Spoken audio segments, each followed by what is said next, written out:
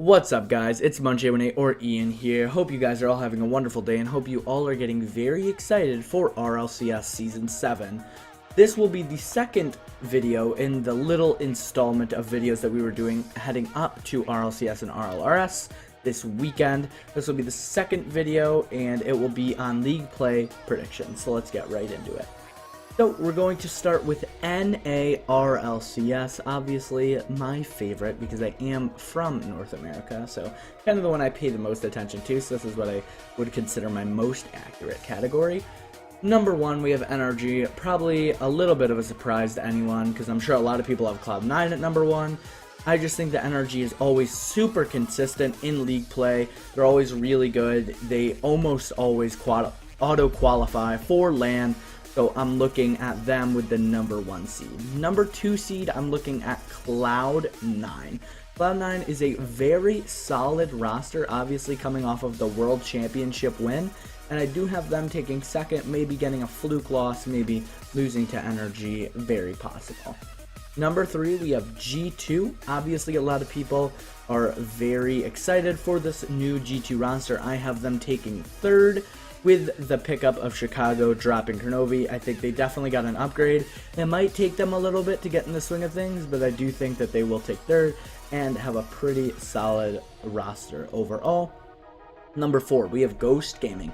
Ghost Gaming dropping Zane Jackie, picking up Illusion, looks absolutely great. I'm very excited for this new roster.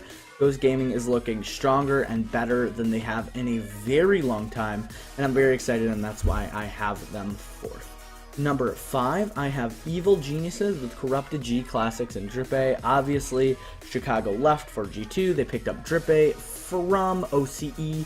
It's a huge pickup, but I do think it will take them a little bit more time to get accustomed because even the pros like Chicago was never really on G2, but he might have been playing 6-mans with G2. He might have been partying up with JNabs, or he might have been partying up with Rizzo a little bit. So they kind of have at least a little bit of chemistry. But Drippe coming from a whole nother playstyle, from a whole nother region, I do think it will be a lot different as they haven't really played together. Maybe they played a little bit at the LANs over the years, but probably never as much as other rosters have. So I do think it will take them a little bit to get accustomed. I think by the regional playoffs, they will be able to be 100% as a roster, but at least for now, it will take them a little bit to get in the groove of things. So that's why I have them 5th, because maybe the first couple weeks they're struggling a little bit. Number 6, I have Rogue. Rogue is a absolutely fantastic roster. Wunder, AJ, and Kronovi. Obviously, I've talked about this in my previous video. If you haven't checked it out, it should be right over my face right now, and it'll be in the description down below. Go check it out for sure to update you on all the roster moves so you know what I'm talking about in this video. So, Wunder, AJ, and Kronovi, like I've said in that video, I think Kronovi was the perfect move for this roster. They dropped their worst player Prime, they picked up Kronovi. I think Kronovi is exactly the kind of mentor that Wunder and AJ kind of need. Teach them the work ethic and be a really good captain overall to those two young players. But I do think, like I said in that video, it'll take a couple seasons for them to get fully used to each other and really grow to like a top contender at LAN or going to LAN. But I think it's still possible for them to make a LAN run, but I do think that they will be the 6th seed. Number 7, I have Splice. Obviously, a lot of people are in my opinion, a lot of people are overestimating Bread. They said, I saw a couple sources that said Bread had a, quote, great offseason. I looked at Bread's offseason. It didn't look great at all. I think Splice actually had a better offseason, which is why I'm putting them ahead. Plus, Splice has been a roster for longer. Splice has been a roster for like a year and a half. So I think they're all kind of growing as one unit, and I think they're going to get better. And then eventually in a couple seasons, I could easily have them going to LAN. Next, we're going to the EU RLCS. I just have to change a couple things here. All right, here we are. So, number 1, obviously no surprise to anyone, Dignitas. They went into WSOE, they went with Yukio, and they did not do very well. I think they took the 5th, 6th spot. And then they went into DreamHack, and I don't even know if they did qualifiers, but they went in and they did sign-ups, and they took 1st place. So that's why I'm kind of expecting them to do really good. Number 2, Vitality. I'm expecting Vitality to do absolutely great things. Same premise, went into WSOE, They didn't even go to WSOE, didn't do amazing in the qualifiers either, but they did the signups for the DreamHack event, and they went and they took second, only dropping to Dignitas, so that was a really good event for them. Number 3, we have the Bricks, aka X Flipside, with Miztic, Cookser, and Speed. I think Speed is an absolute great pickup here. I think they will kind of solidify themselves as the 3rd best, but like I've said before in my previous video, Europe is absolutely stacked. I think there is easily 6 teams that can make LAN, and then the 7th and 8th seed that I have picked out that you'll see here could also make LAN with a crazy run. I'm just not expecting a lot out of them. So the Bricks looking like a solid roster. As a huge Flipside and kind of a Cookser fan, not gonna lie, Cookser is kind of the main attraction. I'm really excited about this new roster, and I think they will have a very good shot at getting to LAN. Number 4, TSM. A lot of people thought of TSM as the 2nd best team in Europe coming out of RLCS Season 6, as they took 3rd. A lot of people thought that they had a great league play, and they had a great regional championship, and they did great, and they beat Cloud9 in the first round at the World Championship. And then the offseason came, and WSOE came, and they did poorly. And then DreamHack came, and they didn't even make day 2. And TSM has just had a really horrible offseason. Obviously, I think TSM is one of those teams that when they have the time to grind, they will shape up. But I just don't feel comfortable putting them anywhere but the 4th seed coming out of league play, just because they are not looking like a great team. They had an absolutely horrible offseason. I would say out of anyone's offseason, from what it was expected to be, they had the worst. I honestly went into DreamHack thinking this could be TSM's LAN. I think it's very possible. Obviously, Vitality had just had a move, and Dignitas had just had a move, but TSM was consistent. I thought that they were going to win DreamHack, and they went in, they didn't even make day 2. They were absolutely blown out of the water, and that was very disappointing. But I think TSM could make a LAN run here, go 4-3, 3-4, something like that to secure the 4th spot. Number 5, I have Savage. Savage is honestly a team that's number 5. And I have a really hard time putting Savage above TSM, X Flipside / the Bricks, Vitality, or Dignitas, but I do think it's very possible that they could end up there. Obviously, they've had some great tournament results, but I just don't know week to week if they can be consistent, if they can consistently beat Dignitas and beat Vitality and beat the Bricks and beat TSM. From week to week to week, they just need to work on that consistency. I just haven't watched necessarily a ton of Savage, and some of their tournament results are on and off, so Savage is one of those teams that I'm looking at that could definitely make a breakout, or like I could see them taking like a 5th seed or even a 6th seed going into the regional championships, and then just showing up on that day and making a huge upset and going to LAN. So that is my pick there for number 5. We have number 6, PSG. Pharaoh, Chaussette, and Fruity. They're kind of my 6th seed. Obviously, I don't think 6 and 3 seeds make a lot of upsets. The only upset that I can glaringly remember from the 6 and 3 was when G2 lost to Denial in Season 3. Obviously, I don't think they're going to be able to beat a TSM, a Bricks, Savage, Vitality, any of them. I don't think they're going to be able to cross into that upper threshold, and that's why I have them at the 6th seed. Number 7, Mouse Sports. Obviously, Mouse Sports is one of the teams that we were kind of looking at as an up-and-comer for last season. They took the 5th seed, I do believe. But Mouse Sports had a horrible offseason. They added a lot, which I don't even know if that's an upgrade, honestly. Skyline was a solid player. Like I've said, if you watched my last video, he wasn't the best player on their team. Honestly, I think that's probably T-Gray, in my opinion. But hopefully a lot can do. He kind of reinvented himself. I don't know if he has, but if he did, that could be really good, because I know he's really mechanical and he's really good mechanically, but if he stays as a solid 3rd man, which you kind of need, you can't really cherry pick like you did because transitions are just so fast paced right now.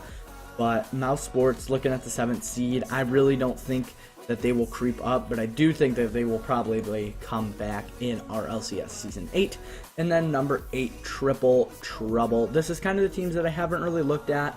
Don't have a ton of their off-season results. Ronicky, Tadpole, and Casio. Like half of the off-season they were playing with Speed, so it's kind of jumbled and weird. as a team with speed. They were playing very good. I thought that they could maybe even clinch a land spot if they had speed, but then speed went to bricks because of all the roster shuffle. And Cassio is a solid addition, but I just don't think that he can necessarily fill Speed's shoes. Honestly, I could see Trouble passing Mouse.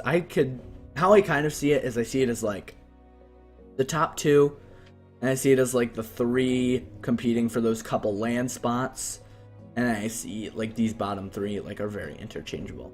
Now we go to NARLRS, if I'm not mistaken. Yes. And I'm just pulling up the rosters here so I make no mistakes. The Peeps. We have Arsenal, Explosive Gyro, and Rlrs. I'm just very excited about this roster. I think that they are going to look pretty good. They obviously have the RLRS experience as they have taken third from last season. They're looking like a solid roster, and with the addition of Rlrs, they're looking very good. Number 2, I have Afterthought, Hato, Ty Tyler, and Shock. Obviously, Hato and Ty Tyler, two extremely experienced individuals. Haven't ever played together on a roster unless I'm mistaken, but I'm pretty sure that Hato and Ty Tyler were both in the RLCS. They both have been in the RLRS as well, and I'm very excited about this roster because it looks pretty good. Number 3, Birds and the Bees, Mist, Hoxer, and Rlrs. This team kind of got put on the map at WSOE as they went through the qualifiers and they took second. They showed up to WSOE and they just couldn't compete. They couldn't compete with the top level.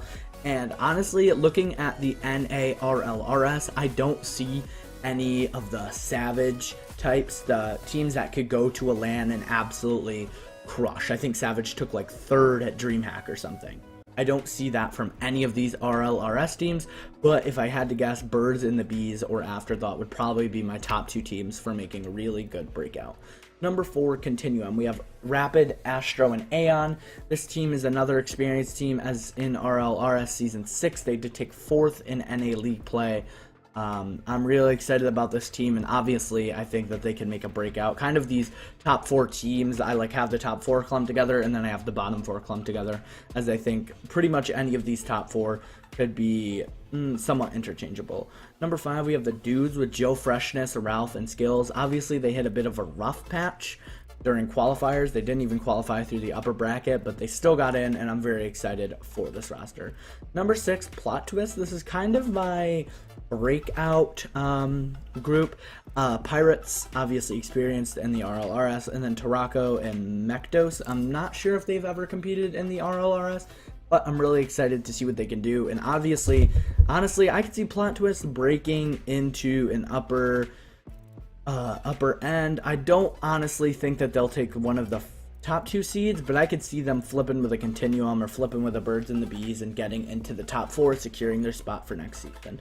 Number 7, I have Upper 90 Esports. I have them here. Not a lot of tournament results, but Radico, Democat, and Shadow, a decent team, bubble players, maybe not well known to the average viewer. But they went through the upper bracket and they got it done. And then obviously number 8, Defiant, Sosa, Deminator, and Grills, a solid team again. I'm just not very sure about what they can end up pulling off against some of these higher teams like the Peeps, Afterthought, Birds and the Bees. But honestly, I think these 2 teams, plus maybe even the Dudes, are going to pretty much be the bottom 3. Maybe Plot Twist will be in there too, but I think Plot Twist has very high potential. I just didn't end up putting them up. EURLRS, we just gotta go here, and then we have everything set. So, number 1, we have Complexity. Complexity had an absolutely fantastic offseason. Magnus, Greasy, and Flakes. Obviously, Greasy, a World Championship winner. Magnus, a World Championship runner-up. Flakes, kind of a somewhat well-known player, mainly in the 1v1 situation, but I kind of want to see what he has to bring on the table. Obviously, Complexity is number 1 on my list, and I could easily see them being the next Savage, kind of going into RLCS Season 8 and kind of just crushing everyone. I just really want to see what they can bring to the table. Number 2, we have Velos Esports, Niels Cook, Freaky, and Flame. And then they have Tylacto as a sub, so I don't know if they're going to have to sub in anyone, but I feel like Tylacto wouldn't be on that team unless he knew that he was going to be subbing in, because if we look at the average RLRS player, Tylacto is definitely in the higher end of them, obviously having RLCS and RLRS experience alike. But Niels Cook, Freaky, and Flame, 3 very good bottom of the RLCS tier players. I do think these guys could easily be fighting as maybe a 5-2, 6-1 spot for the promotional playoffs. Number 3, we have Vikings, Maestro, Mummy Snow, and Pondex. Obviously a very solid team. Maestro kind of dropping off all the way since Season 3. What kind of happened with Maestro, the whole Maestro story, I'll give you. So, Season 3, Turbo took a spot for LAN. Season 4, they were going to make Turbo a sub and keep Maestro on the main roster, but then Turbo went to Dignitas, and that's how all the Dignitas started. But then Season 4, Envious kind of didn't do that well. I think it would have been Envious then. Kicked off Maestro, he went to Fnatic, and then Fnatic kind of went down the drain, and eventually they ended up kicking off Snasky. They ended up kicking off Sicky for Mummy Snow, and then Snasky for Pondex now. Looking at this team, and then obviously my 4th team, Method, Rexarne, Burrito B, and Asalon. I think these 4 teams are probably the only 4 teams that have a good shot at making the top 2 spots. And then maybe one team could make the 3-4, and then I could easily see an upset from one of the other teams. Number 5, the Raidovers. These are kind of my next pick. We have Skyline. He actually was on Triple Trouble. Or not Triple Trouble. He was on Mouse Sports, and then they kicked him off for a lot. But he has Bilbo and Calyx looking like a solid team. I could easily see this team breaking into the top 4. Xenomoon, which is Zenzus, Monkey Moon, and Nalistic. Solid team, just haven't seen a ton from them, so we're not really looking at them. And then ARG also qualified through the lower bracket with Xenomoon, Marked by 8, GRC, and Clay X. A solid team, decently well known, and I'm just kind of looking at them to maybe make some moves. I don't know, maybe one of the stars. I'm looking from these lower teams if one star is kind of carrying, and maybe if that star can join a complex, not even a complexity, like a Method, a Vikings, a Velos Esports, something like that. And then number 8, we have Baguette Squad with Extra, Rituals, and Swoopin. Very, very unknown, at least in my opinion. I don't know a ton about the EU RLRS/bubble scene, but honestly, I've never heard of any of these players. So I'm just excited to see what these guys can do. Make sure to tune in next time for my next video. Make sure to subscribe, follow my Twitter, Munch818RL. Make sure to follow my Twitch. I will be streaming there really soon, twitch.tv/Munch818. Make sure to go to all those places, subscribe, and check out my next video, which will be exclusively on the Week 1 predictions. It will just be RLCS because RLRS doesn't start until next week. So guys, I will see you all next time. Peace.